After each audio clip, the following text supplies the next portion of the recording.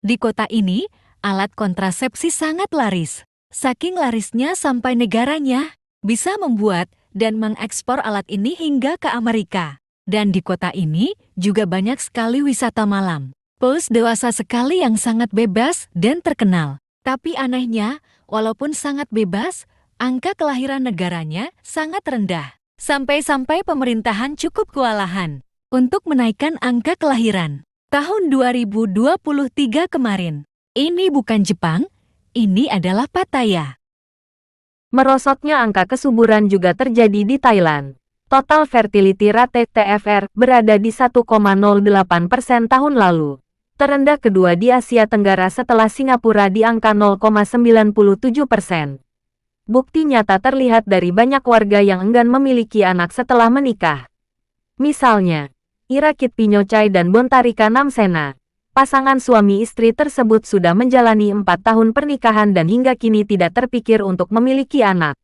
Mereka mengaku lebih bahagia mengurus 11 kucing.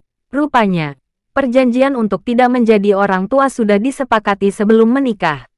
Menurut pandangan mereka, anak-anak menjadi tanggung jawab besar karena banyaknya biaya, waktu, dan dana pendidikan yang dikeluarkan.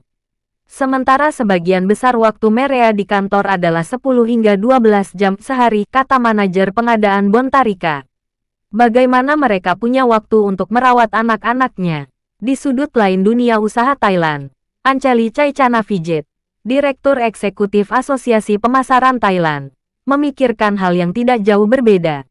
Karena tuntutan kehidupan profesionalnya sangat berat, membesarkan anak tampaknya merupakan tugas dengan tuntutan tambahan energi, uang, sumber daya, dan waktu yang tidak dimiliki Anchali. Dia tidak ingin mempunyai anak karena kehidupannya sendiri sudah cukup sulit, katanya kepada program Insight, mencerminkan sentimen yang semakin umum di antara banyak warga Thailand. Menurut survei National Institute of Development Administration pada September lalu, 44% responden menyatakan kurangnya keinginan untuk memiliki anak. Alasan utama yang dikemukakan adalah biaya pengasuhan anak, kekhawatiran mengenai dampak kondisi sosial terhadap anak, dan tidak ingin terbebani dengan pengasuhan anak. Wakil Perdana Menteri Somsak Tepsutin memperingatkan, jika negaranya tersebut terus menghadapi hal ini, populasinya bisa berkurang setengahnya. Dari saat ini 66 juta menjadi 33 juta, dalam waktu 60 tahun. Meskipun penurunan tingkat kesuburan merupakan fenomena global, Thailand akan menghadapi tantangan yang belum pernah terjadi sebelumnya.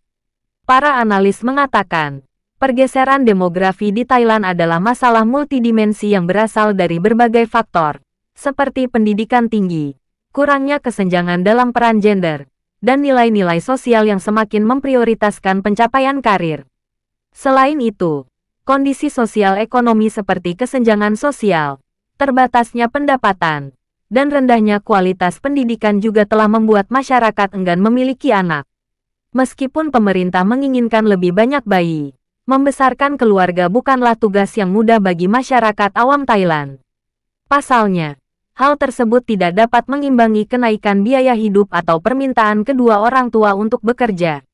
Pandangan Panfaka tersebut juga didukung dengan data yang menunjukkan adanya jumlah kelahiran di Thailand yang anjlok ke rekor terendah dalam 74 tahun terakhir pada 2022.